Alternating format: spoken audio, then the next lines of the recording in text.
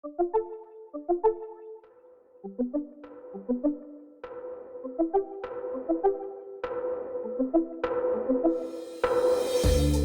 we're back. Welcome to another episode of Radical Narrative. I did go on an unofficial hiatus, but we are back delivering you some content. As always, my name is Mylan, and I am coming at you from Saskatoon, Saskatchewan, Canada, in Treaty 6 territory. If you're a new listener, welcome. If you're one of our longtime listeners, thank you for being patient. If you're one of our Patreon subscribers, thank you so much for keeping us financially afloat. Today on the episode, I'm bringing to you my conversation with USask Husky soccer men's team goalkeeper Raymond Fox, coming at us from Sweetgrass Indian Reserve here in Treaty 6 territory. However, grew up in North Battleford, Saskatchewan. Soccer has a long-standing history here in the North Battleford region. In fact, that would be a whole interesting episode, or even like a whole historical thesis on the presence of soccer here in our territory. Listen in as I visit Raymond Fox and talk about soccer in general, his training regime and what goes into the caliber of sport he plays, and ultimately what needs to happen to foster the next generation of athletes from the community perspective. Raymond Fox has been my workout buddy, my lunch buddy over the past few months. We really connected, so it was really great to sit down and get this conversation on an episode for you to listen to. So as always, be sure to stay tuned and listen in.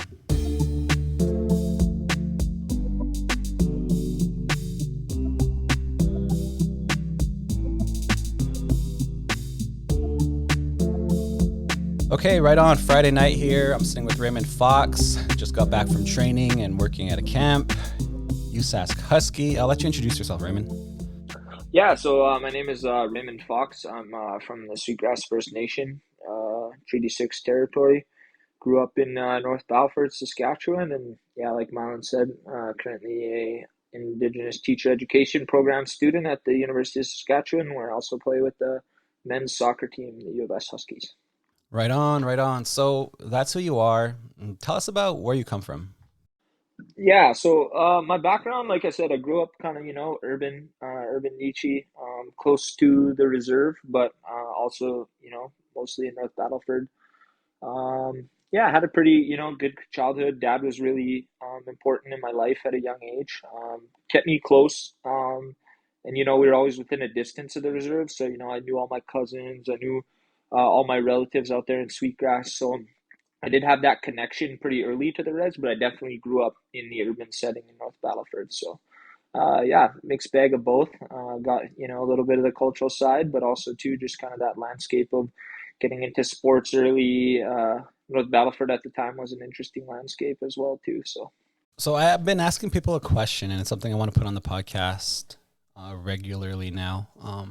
Tell us about your lands and your territory. So you're giving us like the social context of your territory, where you grew up and things like that. But tell us about the land and territory. Like, what's your favorite features? What comes to mind when you see it, or when people want to know where you come from in terms of the landscape?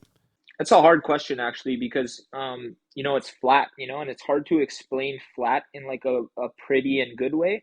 But for me, when I think of our traditional territories, I think of the plains. So, I think of the green grass, but also sometimes I feel like a nice yellow as well, too, in terms of the grass. We have lakes and rivers that are close by, but for me, it's always been about that plains look, and it's a very distinct look, especially, in our territories of Sweetgrass and Palmaker. You got a few valleys out there, but for the most part, it's just a nice flat landscape that I feel like you can see for miles, you can see far away, and for me, that's always kind of given me that sense of, oh, okay, I'm home now. Mm-hmm. Yeah, totally. And our communities are near each other, right? So Palmaker and Sweetgrass, we're pretty close, and there's a lot of kinship, a lot of relationships between our two communities historically. So tell us about your relationship to colonialism. It could be like a dynamic you've experienced or your family experience, but I really want to position your relationship to a colonial history. Yeah, so I feel like growing up in North Battleford, there is a definite colonial piece to growing up in North Battleford. Obviously historically, you look back and you see, the Wandering Spirits grave, for instance, where they hung 8 chiefs, and that's kind of, I feel like, what, especially in Battleford and the Battleford's area, where a lot of the deeply rooted racism comes from, and so that would be a piece for sure. Historically, I feel like contemporary where I grew up, I was definitely in between two worlds all the time because I wasn't res enough to connect with, my people out in the reserve, but I wasn't white enough either to really connect inside of the town of North Battleford that I was growing up. So I had a lot of, identity issues and questions for myself, and I feel like a lot of times what I would do is I just tried to blend. I tried to be a chameleon, and that works sometimes, but also sometimes too I feel like it was hard for me to really understand how to be proud as an indigenous person, or be proud of Sweetgrass First Nation, or be proud of, being an indigenous athlete in those spaces. So a lot of the times was just about, yeah, trying to blend in and trying to not rock the boat, and there were times where, for lack of a better word, I was just confused. I didn't have a full understanding of who I was, and where I come from. Obviously, my dad did a good job of trying to push me in the right direction, but there was also a lot of, identity, not necessarily crises, but just a lot of questions about, okay, I'm urban, okay, I'm lighter skinned, okay, you know what I mean. My mom is not indigenous, so there was questions that I had asked of myself, and there were some hard times that I remember, doing things now that I look back on that I maybe necessarily wasn't, celebrating or being proud of who I was, or trying to shy away from it. So, and I think that had a lot to do with the dynamic of just trying to grow up in North Battleford at the time. Yeah, for sure, for sure. And I love how you're positioning this. And I know that, it's not easy to talk about, but at the same time, we're like in an era of pretendians, where people are really vague with their identity, not necessarily have faced the same struggles that a lot of our people have faced, but trying to claim the identity. So, in our radical narrative meetings, we decide to have some really clear like positionality questions for all our guests. And yeah, you're hitting home the reality of where you grew up, how you grew up, your family systems. And it's not always easy for our people. It's not always easy to, live in a chaotic colonial world, and we're all navigating it to the best of our abilities. But at the same time, you are now a USask Husky. So you navigate all that. You got playing soccer, and now you're a Husky. Can you tell us about your journey to become a USask Husky? Yeah, so mine was kind of like a lot more complex than a lot of people's. Obviously, I'm probably one of the oldest guys I think in our entire conference. I'm 27 years old now, so that was a bit of a struggle, but it took me a long, long time to get here. I can remember being 17 and thinking, man, I really want to be there, but I just wasn't at a level to even get close. So I took, a few different college routes. Soccer had always been my passion, so I wanted to go play. So I ended up going to the States for a year. After that, came home after a year, took another year off. I went and played college in Red Deer. I kind of bounced around a lot of places, and a big part of that too was just not being able to have the maturity level to be a student athlete, So it was more about being an athlete and not taking care of the student responsibilities. And that comes with just a bunch of different, issues that I was kind of facing at the time. But for the most part, I feel like the way that I got to it was even kind of, not typical, because I actually got asked from a friend to come out for a training session. I was back in the city. I had just moved back from Arizona, and I was looking to play again. I had actually thought about going back to the college route, and yeah, I got invited to a training session, which actually happened to be an exhibition game against the U of S, and I played against some of my teammates now, and yeah, after the game, my assistant coach, goalkeeper coach, who I have a lot of respect for, Kent Kowalski, and of course our head coach Bryce Chapman, just yeah, had to ask me, what are my plans, what am I doing, am I looking to back into school, and thankfully by then I had figured out the student part. I had went back to school by myself, not focused on soccer at all.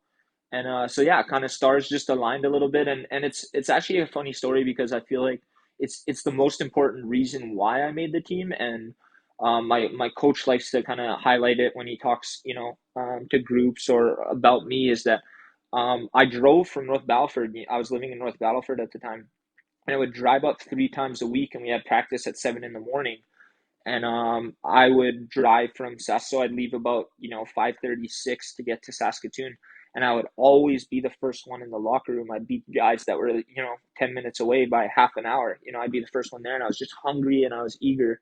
So when it came time to come in August, when training camp starts, and they start offering invites and stuff like that, he said it's a no-brainer just because, I had showed up and made sure that, I was punctual, I was on time, and I was really prepared at that moment. I think that it was kind of like a culmination thing, like I'd worked really hard on my game, I'd worked really hard in my personal life, and it kind of just all came together at the right time.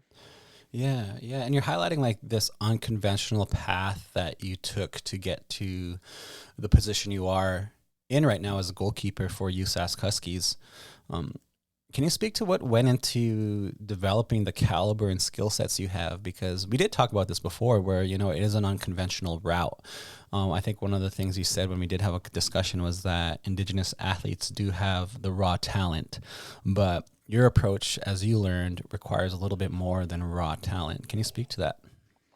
Yeah, absolutely. So I feel like for me it was like I knew I was good enough, like I always knew that I had this certain ability, and it actually came from playing inside of a res tourney or a res circuit, or res ball as they call it. And for me that's where all of my raw talent and ability could kind of shine, and I felt in a place that I was comfortable in.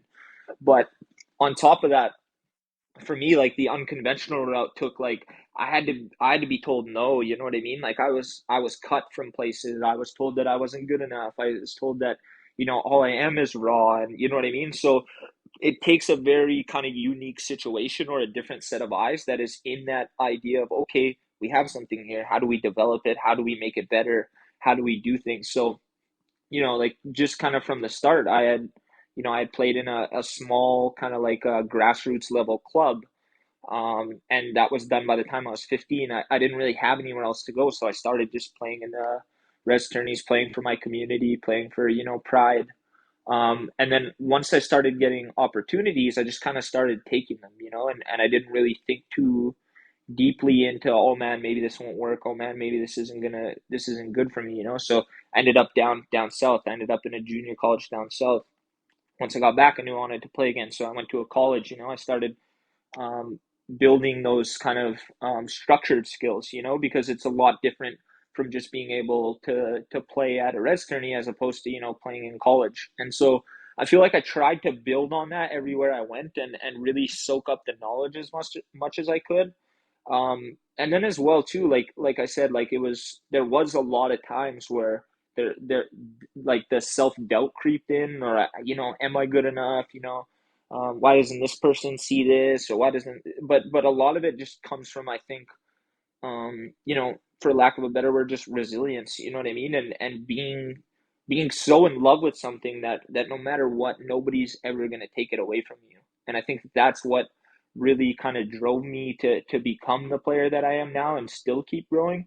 And I feel like once I got into a situation where I knew I could learn something, I got hooked. I got hooked on the idea of getting better, and I started asking questions, and I started getting, but as I'm doing this, I'm also growing as a person and evolving, getting older and evolving as a person. So my maturity level is higher. So now, when I'm 17, I'm probably not going to take as much advice as when I'm 20, 21, and I'm really in that growth and learning phase. And I feel like that's kind of what got me into the position now, and really just trying to stay as coachable as possible, but also just as resilient as possible. So there might be, bad days. There might be still where there's people that doubt or don't believe in my abilities. But for me, it's always just, I love this game, and that's as easy as it is. Sometimes it's that I love this more than, most things in my life, and it always hasn't been a reciprocal relationship, Hmm. but on the times that it's good, it's really helped me get through a lot of, different situations that have been in my life. Yeah, for sure. Yeah, I really like it. Like I like how you're highlighting, what went into getting you where you're at today. Um, One of the things that you're really distinguishing though is that, you said something where you're coachable, right? And I guess I want to put that in terms of a question is what has been like your biggest learning curve in terms of playing soccer at the level you're playing currently? Yeah, I feel like you kind of have to go into it with the idea that, um it's weird because you don't want to blindly trust, but you have to put your heart into the idea that, the people around you do want what's best for you, and different people do that in a different way, right? So I've been very blessed in the situation that I'm in, where I have a extremely supportive coaching staff.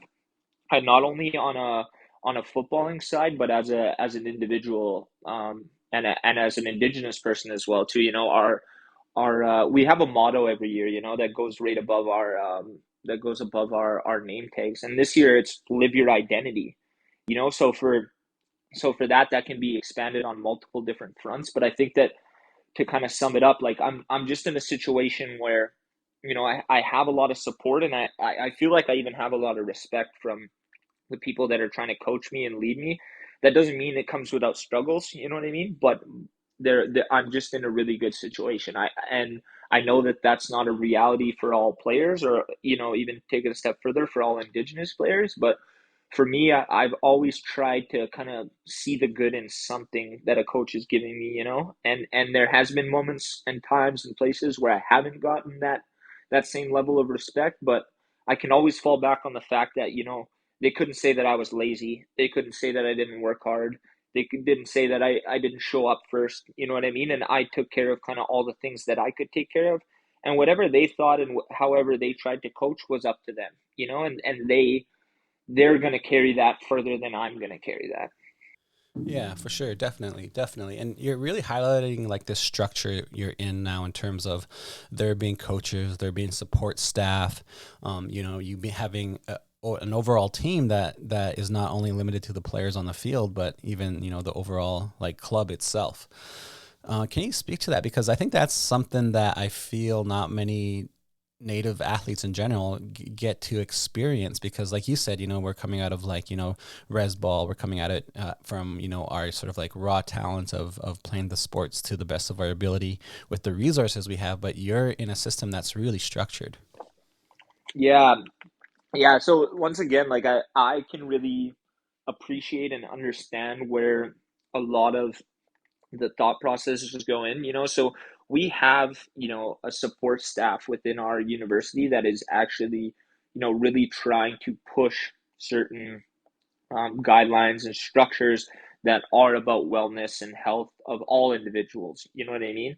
But on top of that, we're actually in a really great time, because um, our university has I think, it's not mandated, but I think they're starting to open up the conversations about, okay, like we have these indigenous athletes here, and there's not just myself. We have a group of, 10, maybe 15 indigenous athletes within Husky Athletics, and we decided, as an athlete group, that we wanted to get together, that we wanted to organize, that we decided that it was time for us to find each other within this system, right? And so, thankfully, the Husky Athletics has been really supportive, with that for the most part. I think that there's always learning curves and things that, behind the scenes need to take place, but for the most part, they've been really inviting about the conversations that we're having. And at the end of the day, it is still, whatever's going to happen is going to be how far we push it, or what we're comfortable with, or what we're not comfortable with.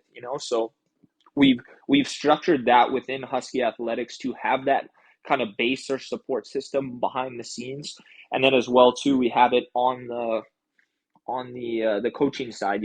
I've like I said, I've come into my own as a person, I think, which has helped out a lot too. I've started to, reconnect and get more comfortable in community and my identity. So I've been able to feel comfortable about pushing, the narrative of, there's indigenous athletes here, and we want equality. You know what I mean? We want celebration. We want to feel, that we're, valued, and they do a really good job at that. I do have to say that they do a lot of great things for us, and they're very supportive. But at the end of the day, it is also us too, the athletes, that are saying, hey, no, we're here, and we're ready to take this on. Yeah, for sure. Definitely. I like it. One of the things I want you to do is also to explain. I remember you sharing a story with me once where you got to go play soccer in Europe at a tournament, and you had some pretty interesting awarenesses with that. And also, can you explain to us? So two questions here. Can you explain that experience, but then also explain to us the structure of how soccer works in Canada and how it's different in other places?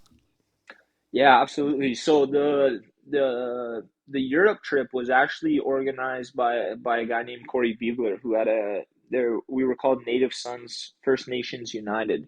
And it was an all indigenous team that we had put together, mostly of guys from Saskatchewan, but we had one or two from Manitoba as well too.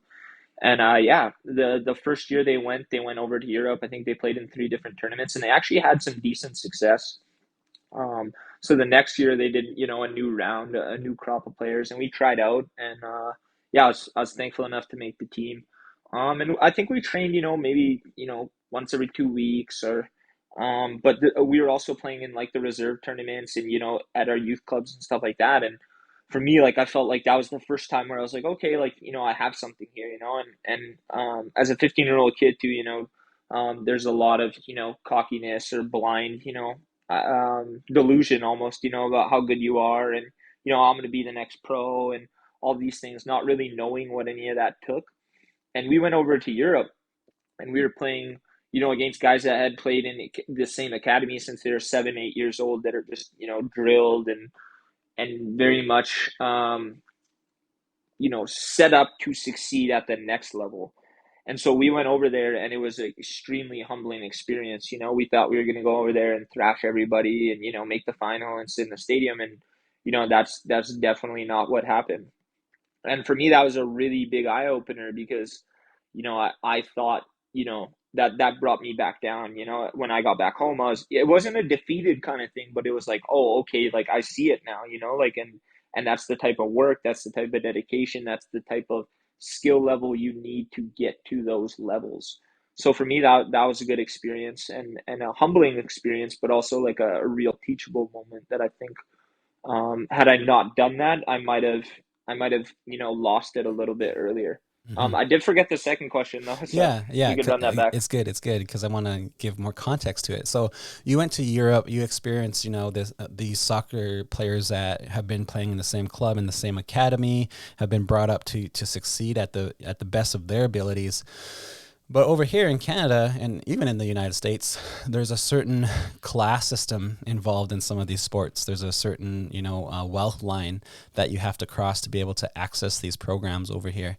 And you experienced that and you navigated that. Like you even making the reference that you had to drive, 2 hours or like the hour drive to Saskatoon from North Battleford to partake in this sport. But let's speak about that because you do really identify, the problems in terms of how we make this sport accessible to our people, but also at the same time, you're also navigating from the perspective of how do we create international world star athletes.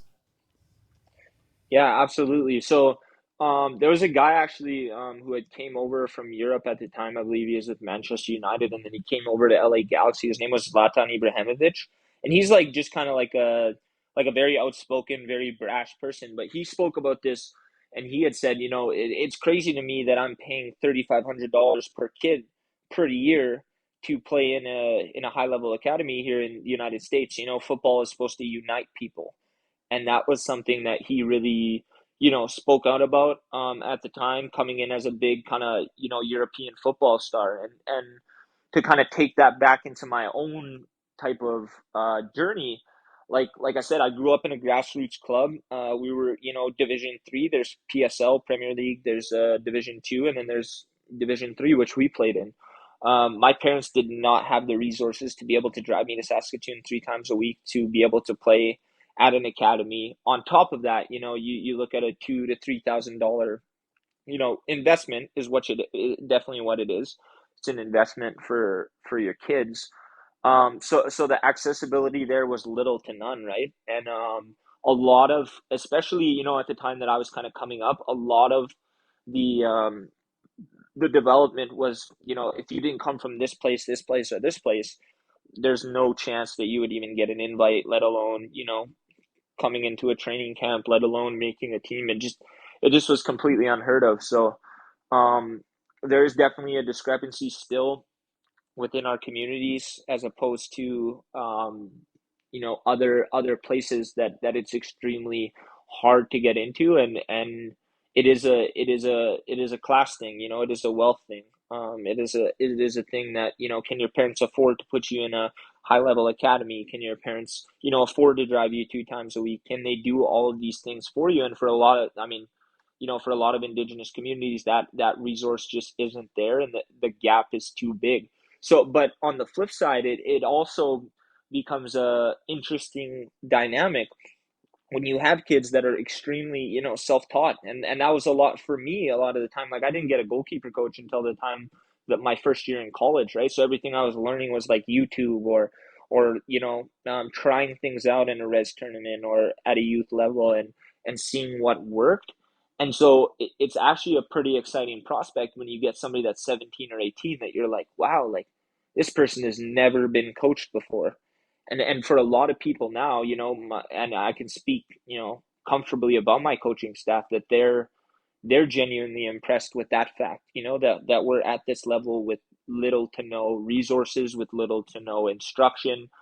And so, as some people might look at it as a frustrating part, but for me, I always find that that's a little bit cooler about the journey for a lot of indigenous athletes, for me. And I find a lot of relatability into it, because that's how I came up, and that's where I come from. And I'm not afraid to say that I never grew up in a good club, or that, I learned off the YouTube videos. It makes my story that much more unique, and a sense of resilience within that too. Yeah, for sure. And then at the same time, in our conversations, and we'll talk about your nonprofit work, but you're also now in a position where you want to help other athletes navigate that and overcome those barriers. And it's a really interesting conversation. And I mean, this is radical narrative, and everyone knows, like, we critique capitalism and things like that. But even in our own communities, people do complain or tend to have the critique that, oh, we need to invest money into our youth, or it's going to cost to do these programs, and cost to do these sports, offer these sports. But then at the same time, a lot of like groundwork could go into, like you said, like the grassroots movement of going into these, creating the programs, like creating and volunteering and doing what needs to be done to lay the groundwork to create, athletes in the future. And like one thing I want to throw out there is, like, people always talk about how, yeah, there's not enough money, but that at the same time, from our community perspective, like our sports programs could be clubs. Like, we could nationalize our sports programs for our youth, and people don't really have that critical analysis just yet, because it's still obviously, capitalism is determining access points, and the urban centricity of these programs existing in the big city is creating problems for us. But that's my side note. That's my side commentary. And I like how you position, the grassroots people making their way through and getting to these positions they're in. Because, yeah, there's some amazing athletes at USask that are indigenous. But then at the same time, like I said, you do have this perspective that you want to help people navigate to get to the caliber. And well, I'm rambling now, but I want to say too, like, you also have a really cool critical analysis where you said, yeah, we do have indigenous communities coming together to compete with each other, but at the same time, we could also compete, outside of our communities. We could also compete internationally and nationally against other players. So let's speak about that. Like, let's speak about where you're taking all these awarenesses and the direction you're going. Yeah, so I feel like for me, like I was always comfortable playing within the res tournaments, and that was something that always kind of, drew me closer to my identity, drew me closer to my culture, and just being able to represent my community at these tournaments. I met a lot more people that were from my reserve, that looked like me, that, talked like me, that I could relate to. And I felt like that was a certain level of comfortability, but at certain points too, it became a crutch, because I couldn't think outside of that. So, instead of, going for a training session, or, there was times in my college career where I was like, no, I want to go play this res tournament, like it's important to me. And that kind of, in certain aspects would, slow down my trajectory of trying to get to the next level. And so, um, it is an uncomfortable kind of conversation. Like, even just based from the, my big thing is always, we hear those people that are saying, oh, well, we don't have the resources, or we don't have the time, or we don't have the energy. And all it really takes is just one person. It takes one person within the community that has a set of keys to the gym, and doesn't mind staying 2 hours a night to make sure everybody's safe. And, maybe they throw in 20, $40 here and there. Somebody that I actually like to kind of speak on, that really kind of grew soccer within the Valley area was actually Gord Peppo. And I think that you might know Gord. And so the work that he did, was very much just that, show up. Let's give these kids, an opportunity when we can. Let's try to get them to the gyms. Let's do this and do that. And that's what it takes. But for a lot of people, it is an uncomfortable conversation because we have that mentality that, oh well, the band's supposed to take care of this, the band's supposed to get us to the tournament this weekend. If they're not going to pay, how are we supposed to do it? And that's an uncomfortable conversation because on the flip side, we still do have all of those financial barriers. I'm not taking away from those financial barriers, but I know that there can be work at the ground and grassroots level that can really, somebody for me that was super instrumental was Ethel Stone. Ethel Stone, when I was 15 years old, created a team with a bunch of young boys like myself that weren't getting opportunities to play for our own communities. So she said, "No, that's okay. Like I'll take you guys, And she had a 15 passenger van, and she would drive us, to all these res tournaments. She would pay for our entry, and she would fill up a cooler full of bologna and bread, and you know what I mean. And it might have seemed so small, for some people, but for us, like she was keeping us sober. She was getting us out of that urban setting that was starting to kind of crumble and not be a good safe space for us anymore. And she gave us the opportunity to keep doing something that we all loved. So that to me is somebody that I'm like, okay, like she had something there. Okay, Gord had something there. Okay, I think of people like Preston Baptiste, and his work within at the grassroots level, working his boys up in soccer. And there's all these people from different communities that are kind of getting bits and pieces. For me, I think what you kind of highlighted on earlier is the fact that we have to start putting ourselves in the uncomfortable place of, okay, hey, we're good enough. We are good enough as an indigenous club to go play at the national level, at the international level, to go represent ourselves and really make a run for this next high level of performance soccer. Is it easy? No. Is there barriers in place? Absolutely. And I'm not one of those guys that's I don't like the toxic positivity. You know what I mean? I'm fully aware and understanding of the environments that we're placed in every day, and it does suck. But I also believe that our athletes are resilient, our athletes are deserving, and that you know it may take 10 doors to knock down, but on the 11th one somebody is going to open the door like they did for me. And there's been people, the people that I look up to as indigenous athletes that have opened the door and then left it open. I think that's the most important thing that you can do as an athlete when you get into those spaces. How do I make it easier and lighter for the next person that's going to come through the door? And some people don't think like that, and that's okay. I've ran into a few people that have been what I would consider somebody I looked up to, that didn't have that care, that want, or that ability to really open the door for the next person, and you can't blame them. But on the flip side, I know that it is my responsibility to do that, to make sure that the space is safer and easier to navigate, and all these barriers aren't in place. Because I'm 27 years old, and I should have been on the Huskies when I was 19, and I didn't. And that's okay because, I needed to grow.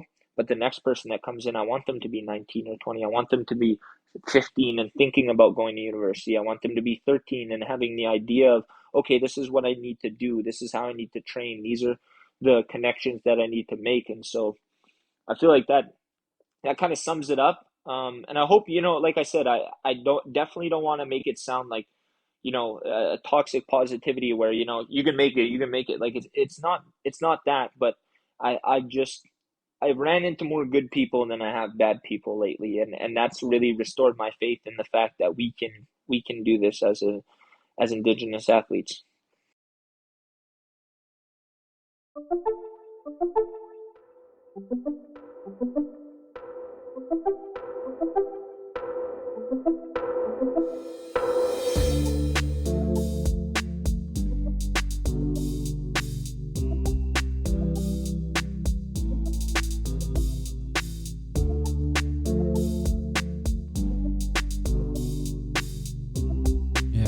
and then that even echoes with our previous episode with my cousin Craig Ferris, the coach from Wind River, and how we were talking about how we need coaches, like we need people to take that step forward, create these programs, create these safe spaces. Because even you highlighted, Ethel Stone, that cooler of bologna is literally a lifesaver. Getting the kids on the road and on the field is it's saving lives. It's really important social work that ultimately is kinship building. And in that regard, it's also decolonial, right? It's also a very like community-centered decolonial project to structure and uplift our young people. I want to ask you another question. I guess we'll round it back to, the caliber of the sport you're playing. Describe your training regime, right? And how it differs from, high school or, like the local grassroots level of playing. Yeah, so everything I would say like kind of what we touched base on earlier, very structured, you know what I mean? So we have a plan pretty much in place. Like right now we use an app, athlete monitoring, and everything that we have it recently got introduced, but before that it was still kind of like that, but they've kind of, you know, updated it, and so it's all on a singular app now, right? So we have, our calendars, so we know what time our meeting is at, we know what time we're doing for training. Within that, we give our RPEs, which is, what your heart rate levels, how hard did you work today? You can put some comments in. They also do a wellness check twice a week. So, how are you sleeping? How's your school life? How's your stress levels? All of those types of questions. But yeah, I would say very structured. So, I know what I'm doing beforehand, and I know that it is a responsibility and an obligation to make those things at those times and know what I'm doing, right? So they once you get to a certain level, they have a plan in place for you. It's kind of just up to you to how to follow it and how to get to it. The caliber is great, man. We've got a lot of good players.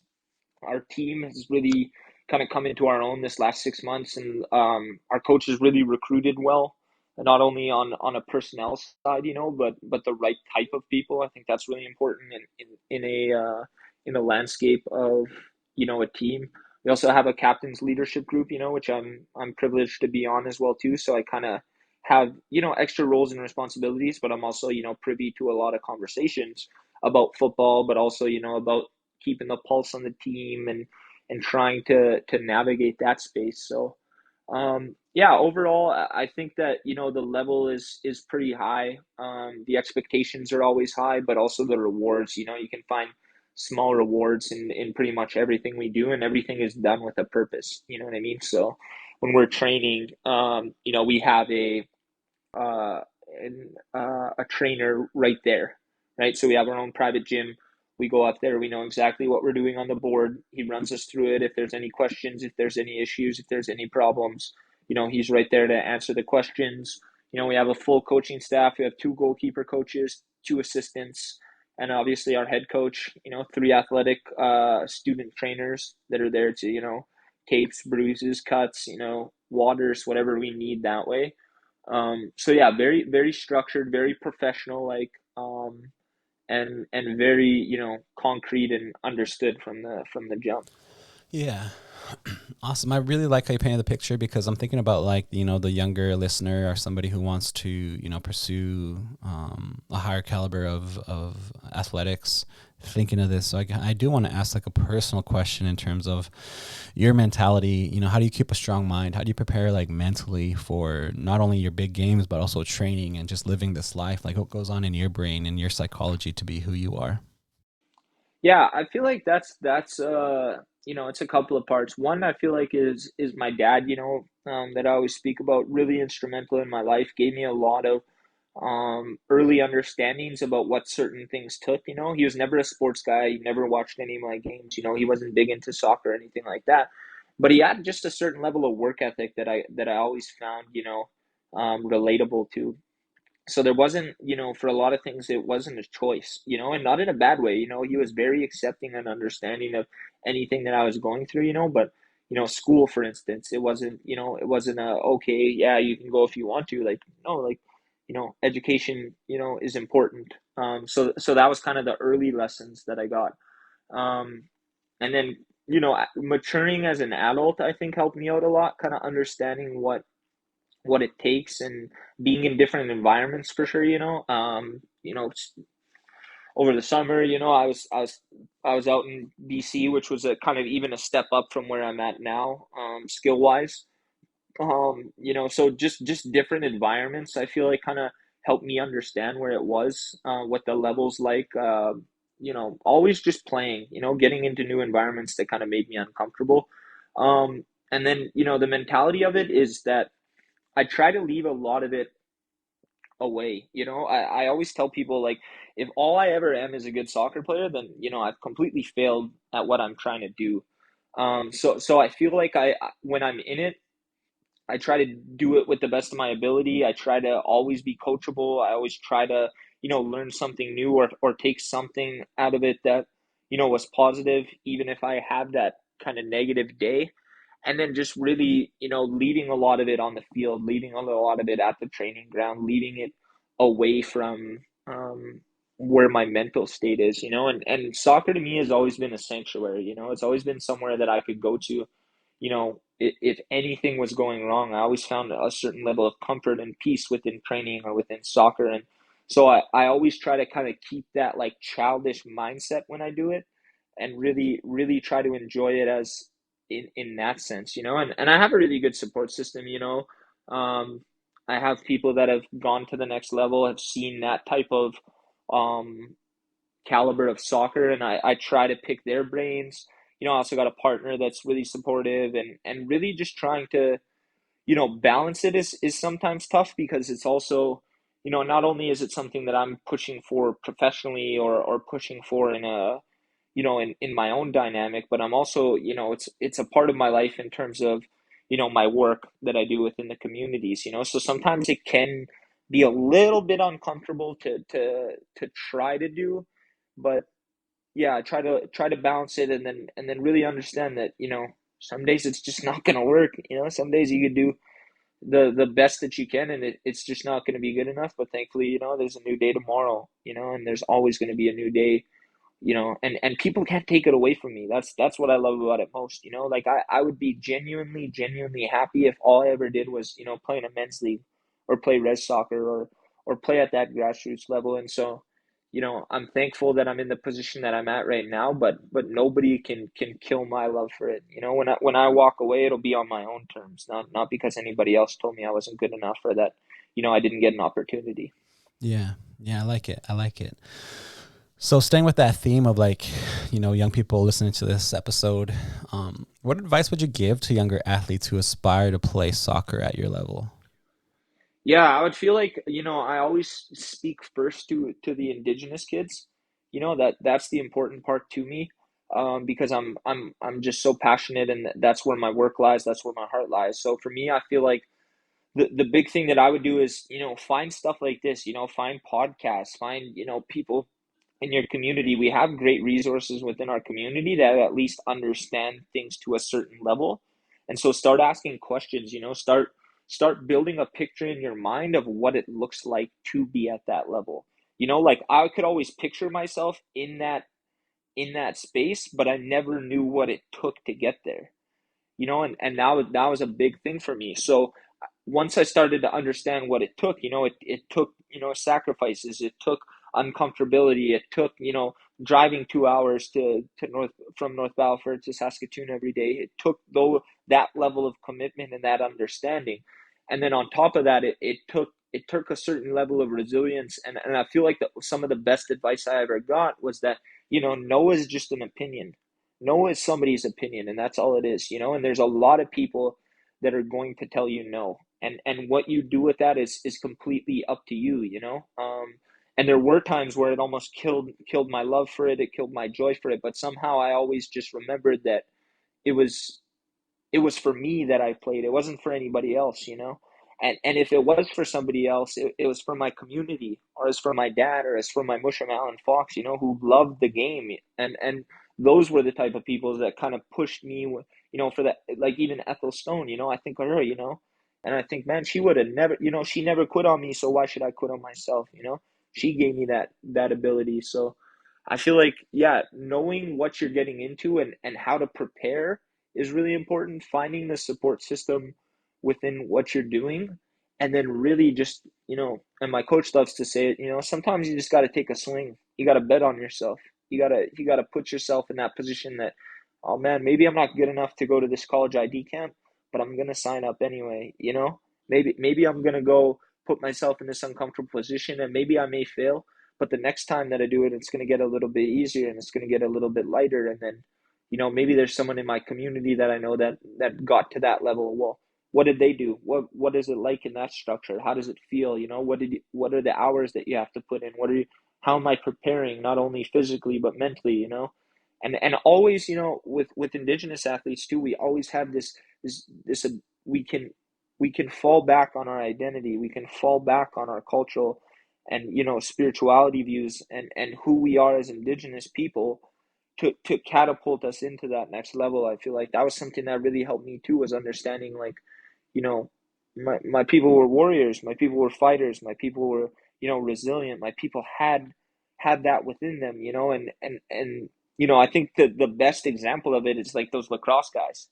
You know what I mean? Like when they're representing who they are as a people, at an international stage, and they know that they created this game, and the game to them was healing, but it was also warfare, and all of these like cool pictures that they can paint in their mind. That's how I try to bring my thought process into sometimes. And it might be a little bit weird, it might be a little bit of a stretch, but for me it's always worked, and it's always something that I could fall back onto and really convince myself that, I'm worthy, I'm deserving to be here. Yeah, I like it. I like it. I wanted to ask you a question, and we didn't cover this topic with the Craig Ferris episode. It was something that we realized in hindsight. I love what you're saying and everything, and at the same time, we do have this dynamic in Indian country where there is also like an underlying. While there is a toxic culture with tournament culture, that comes with the sport and comes with the weekend. Can you speak to that? And then also, what are your thoughts on that? Like, how do we navigate that? Because from my perspective, even from the mental health community work perspective, it is a problem. It does present itself as a problem, and in many ways it does limit what you're talking about here in terms of people reaching their full potential. But at the same time, there is a underlying party culture with tournaments. Yeah, absolutely, man. And to be honest, like that, there was a time where I fell into that deeply, and it wasn't just that I was bringing the party to the tournaments, is that the parties were within tournament culture, like you were saying, right? And so, there were a lot of times, and I talk about this a lot, where I feel like I cheated the game. You know what I mean? And the game being soccer, soccer gave me a lot.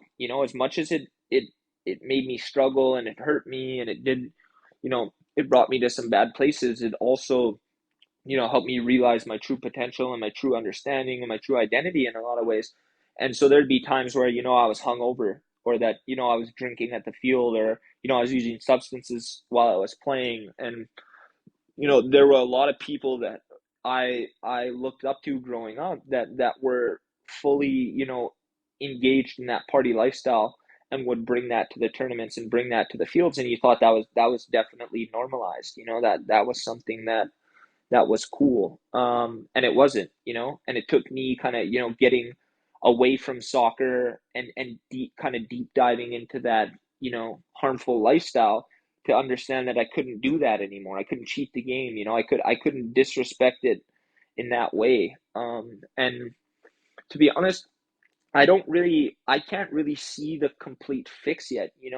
It's unfortunate because and not to say that it'll always be there, but there's always that piece of it. You know what I mean? Even, you start with 18 guys on Friday, and you get a big win on Friday night, and then it's like, oh, well, we're going to go party till 2 a.m. And then you got 13 guys tomorrow, or you got 11 guys tomorrow, and that's frustrating. I've done that. I've been on teams that have done that, and it definitely is a problem. And I feel like, you know, for a lot of it, like at the core of it, it still is community based. It is community based. And so I think that one thing that, and we always see it on the posters, we always see it every, community, cultural, whatever sporting event, you always see, no drugs and alcohol is permitted, but who's going to go there and have that uncomfortable conversation with the people that are drinking on the sidelines that are playing in the tournament? You know what I mean? And that's the first step, and then you kind of trickle down and you're like, okay, well, who does that fall on? You know what I mean? And for me, it's always been, I feel like a responsibility of myself to conduct myself well, but the community to really kind of stand by those values and have that understanding that yes, this section of tournament culture is harmful, and the more and more that we allow it to happen, or brush it under the rug or pretend that it's not there, the more that it's become normalized and accepted. So I feel like, it's a community's responsibilities, it's a community's responsibilities, it's a player's responsibility, and it definitely, I'm glad that you asked this, because not a lot of people are having that uncomfortable conversation of saying, yes, this is going on in our communities. What do we do? Mm.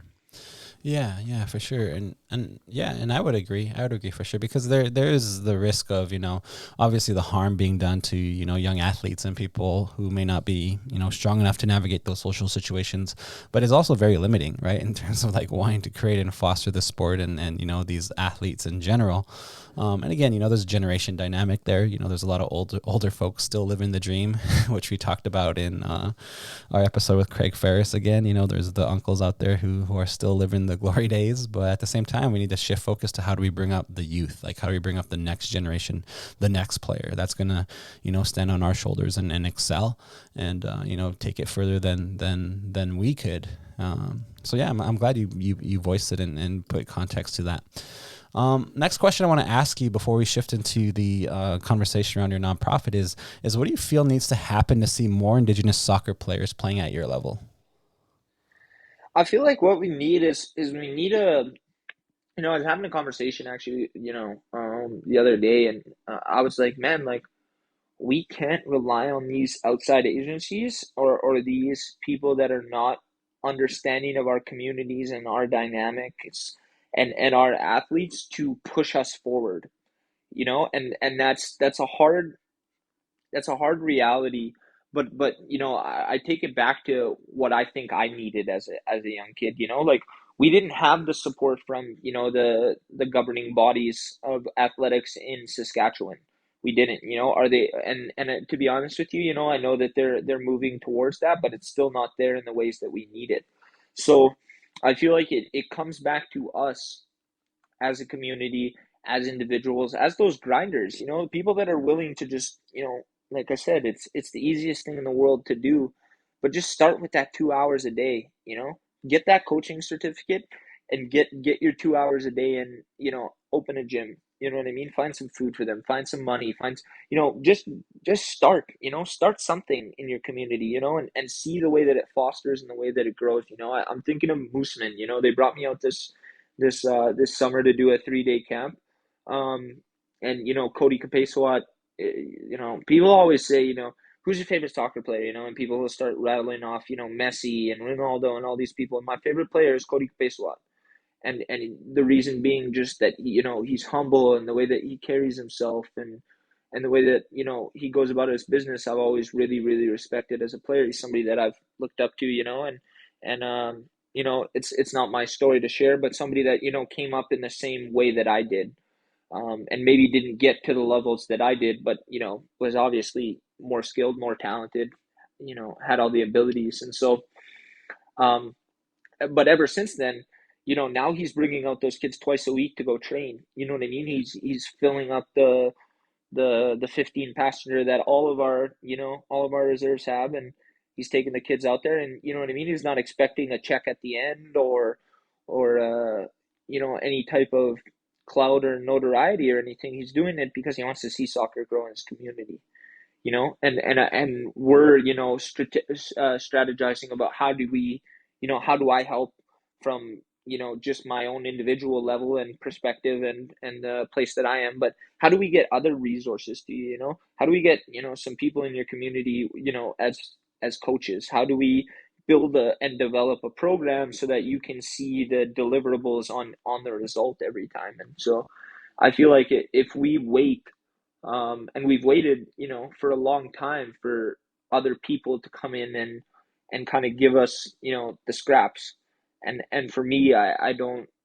I'm taking the position of, okay, let's take the resources or figure out a way to get the resources into the community, and then let's get the people that are willing to kind of, pull up their sleeves a little bit and get them the resources that they need, because they'll be the ones that push it forward. And I think that's the best way to do it right now. Um, and is it foolproof? No, like, but it's a start, and as we start to build these little institutions within our own communities and watch them grow, you're going to watch the game grow, you're going to watch athletes grow, you're going to watch those coaches grow, you're going to watch the parents grow, you know what I mean? And just having that, like, even can you imagine as a parent, feeling like, okay, well, I know my kid needs to go to North Battleford this weekend. You know what I mean? And having that level of importance again within your family dynamic, Well, I need to get my kid out there this weekend, so he can play the game that he loves, and then you're sitting there on a chair and you're watching your kids play, like that must be, for me, like I can only speculate, but that must feel really rewarding. You know what I mean? And that's something that gets overlost. It's just it helps grow not only the kids but the entire community as a whole. And I think that people are starting to really ask those questions and build those kind of structures and programs within their communities. And I have nothing but faith in the people that are, and respect for the people that are willing to just kind of go out there and, do the work. Yeah, yeah, you're really painting this picture of like community organizing, right? Like communities coming together, like teamwork makes the dream work vibe, which is really important, which works. And then at the same time, we are also in this era where there is a lot of like, community. Well, it's not even community. There's a lot of like people going into communities, telling communities what to do. A lot of motivational speaking, a lot of like structures around that where they kind of come in, deliver something and then leave. But you're kind of painting this picture where it's like, oh, the community's coming together, maintaining a programming, maintaining a structure, like even this picture of like, oh, we're coming together to get our youth into the city on the weekend to play. That's a really like big community organizing element that you're fostering in this conversation. So I guess I want to also like give our listeners the context of community work, right? We're kind of using that broadly here, but what do you notice about community work currently being delivered in Indigenous communities? Yeah, so I feel like there's two very distinct types of community work that's happening. And the first one is, that, and it's not unfortunate, I think it holds value to a point, but where it's definitely that parachute in, where you drop in a community and maybe, you bring in somebody that, has done a lot of work, you know what I mean, within their field or whatever, and they come in and they deliver a speech and it's great. Um, and then that's kind of the end of it, you know what I mean? Or they come in and they do this really awesome camp for one day and then they kind of just, move on to the next one.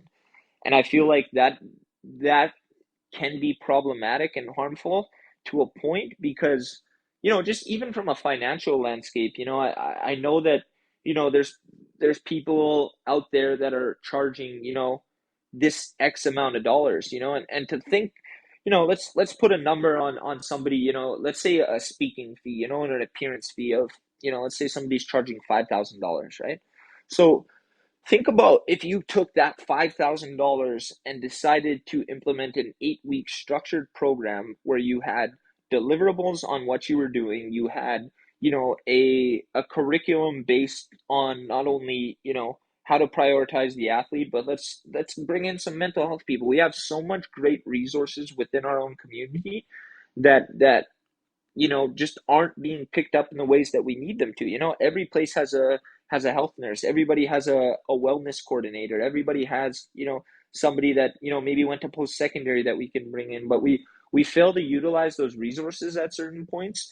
And that's where it gets to be the community work where it's more of just a flash in the pan, and then we have this other kind of um community work where like the Mooseman, for instance, where you have somebody that just really wants to see something succeed, and it doesn't have to be their name, it doesn't have to be X amount of dollars. It's just done, with good intentions and with the youth in mind. And I feel like that's where we need to go, is we need to get the resources and the belief in those people to be able to really roll out and understand how to develop and keep those people working, keep those people feeling valued, keep those people, with the resources that they need to complete the programs, because obviously they're going to see it through. And so, I've ran into both, and to be honest with you, there's been times where I don't mind going out into the community to do those, those one-offs, or, thankfully I was really appreciative that I got to go into the FSIN Youth Championships a couple weeks ago. Mosquito had asked me to come out and be in the community, and those are great. You know what I mean? And I'm not taking away from those, but on the flip side, I also try to balance it at least with going in and doing that real kind of development, curriculum based work, and letting that kind of be the forefront of what I want to build on. Mm-hmm. Yeah, for sure, for sure. I really like that picture you painted in terms of structuring the program, or structuring a program, but even like, that those, the big conference fees, or the cost to organize a conference. Like, what happens if you give that money to the community members who are, working with children already, who need dollars, or like who need to take these youth into the city on weekends to do these things. So yeah, I really like even the financial perspective you highlighted there, like the financial landscape, and how, how do these dollars add up, and where are you putting this money to benefit the youth in a long-term plan, right? Because that's basically what you're talking about here, is that we need more long-term programming. We need more long-term results, as opposed to just, like you said, the parachuting in type vibe. But you also have a nonprofit, right? So you also do community work. Like you said, you were speaking and you hosted camps. Tell us about your nonprofit.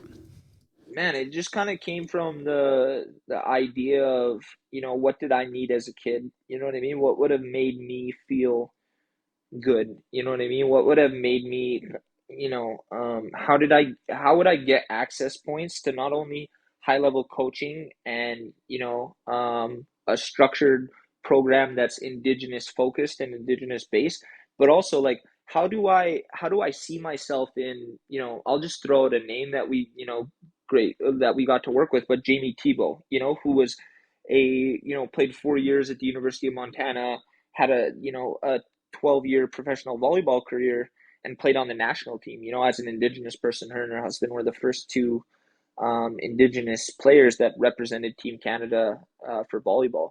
You know, and how is like that access needs to be seen. You know what I mean? That we need to bring those people together. We need communities to to be able to say, okay, let's bring this person in, and let's have this idea of where they're at, but let's not get them only speaking. Let's give them some skills. Let's work through them in that way. So,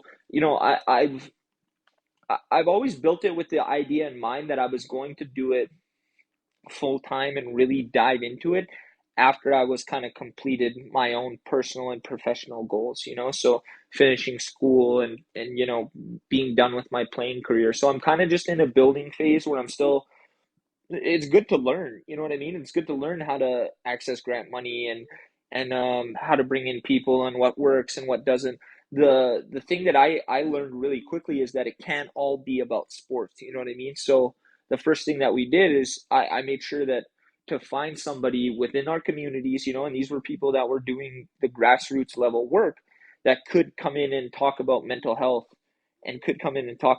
We got to do 3 camps that were all female, and that was really cool because then we could bring in, indigenous women that were, one of them did a mental health, another did a wellness, and then another one did a yoga, right? Workshop within that. So they would flip flop. So not only are they getting all the skills and tools from, an indigenous professional athlete, but they're also getting someone that does community work, that understands the landscape of how to kind of balance those two things. And so when you get that kind of put together, it actually created some really, really cool uh, presentations and camps. And so I feel like the way that I'm trying to go about it is that I don't have all the answers. You know what I mean? I don't know, but I know that I can start by having camps and having accessibility. You know, I don't.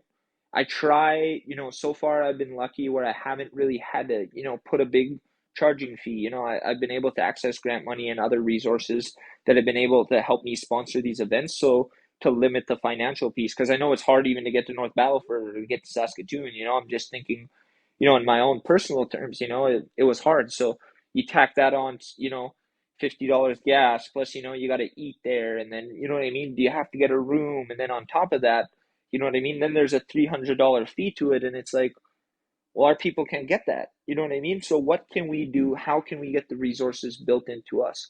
Another kind of thing that I've been able to do with it is I've been able to kind of create partnerships and create relationships with communities, but also with those sport bodies and those organizations, and have kind of not only just myself, but a real organization. You know what I mean? An indigenous owned and focused and led um, organization that I can put my name behind and say, well, it's, you know, this is Raymond Fox, but it's also the Indigenous Sports Performance. You know what I mean? And kind of building those connections in a good way, and being able to, you know, one of the things, and I never get, I don't like to brag, I don't like to, you know, I did this or anything like that, but what we were able to do, which was really important to me, is we have a top 30 camp, this, you know, that I was just talking about earlier, that I was helping out on. We have two players that are indigenous, that are from the U19 indigenous games team, that, you know, we were able to, you know, between Husky Athletics and our team, be able to, you know, say, no, we're putting a mandate in that we want indigenous players here. You know what I mean? And that, something like that is not even heard of. You know what I mean? We don't have that accessibility, and they're not, and they're good enough for that level too. You know what I mean? So it wasn't just like, it's not just a sense of tokenism, it's a sense of, no, these players are good enough and they deserve to be here. How do we create the space for them to be able to be here? You know, so that was something that I thought was, you know, that was really cool, to be able to kind of, you know, facilitate that, and help when I needed to. And yeah, I guess that's kind of the thought process around it. It changes a lot too, you know, based on the dynamics and the landscapes of the communities that we're working for, who we're working for, and what we're trying to do. I'm also, you know, and thankfully, I think you've been a big help, and others have helped me understand that, you know, I have to start putting quality and result based um, things into what I'm doing. You know what I mean? So I can't just say, you know, hey, I'm Raymond Fox from the U of S, and I'm gonna bring, you know, three U of S coaches, and we'll have fun that day. It's like, no, this is what the skills that you guys are gonna get. This is our program. This is what we offer. This is how we deliver it. This is what you should get at the end of it, and really trying to put some some quality behind the work that we're doing. Yeah, I like it. Yeah, I like it, bro. Sounds good. Sounds awesome. Sounds amazing.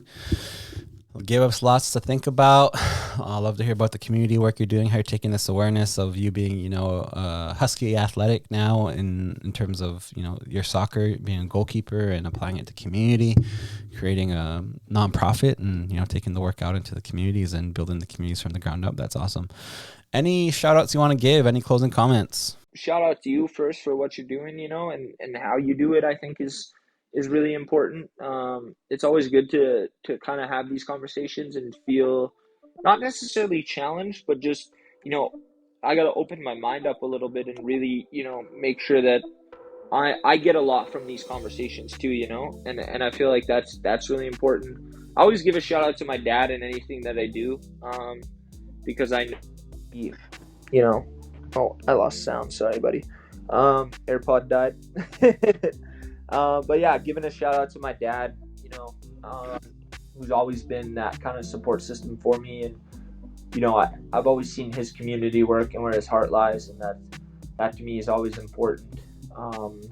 And yeah, I mean, I can always give a shout out to, you know, the U of S and my coaching staff and Husky Athletics for being supportive and really, you know, allowing me to do this type of work and feel comfortable in who I am. Right on. It was great to have you, Raymond. I really appreciate the work that you're doing, the perspective you're bringing into my life also. Great to connect with you, and thanks for making time for us on this podcast. Talk soon. Sounds good, brother. Appreciate it. Much love.